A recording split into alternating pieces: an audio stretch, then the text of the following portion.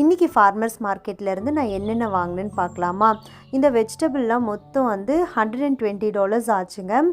இது வந்து எனக்கு தாராளமாக வந்து 2 வாரத்துக்கு வரும். இன்றைக்கி எக்ஸ்ட்ராவாக பார்த்திங்கன்னா நான் வந்து கோவக்காவும் வாங்கியிருந்தேன். நல்லா ஃப்ரெஷ்ஷாக இருந்ததுங்க. என்னோடய பையனுக்கு ரொம்ப பிடிக்கும், அதனால் ஃப்ரெஷ்ஷானதே வாங்கிட்டேன். ஃப்ரோசனில் சம்டைம்ஸ் நான் சமைச்சிருக்கேன், ஆனால் ஃப்ரெஷ்ஷாக இன்றைக்கி கிடச்சிதுன்னு சொல்லிட்டு வாங்கினேங்க. அதுக்கப்புறம் பாகற்காய் வாங்கினேன், சுரக்காய், பீக்கங்காய் எப்பயும் வாங்குறது தான்.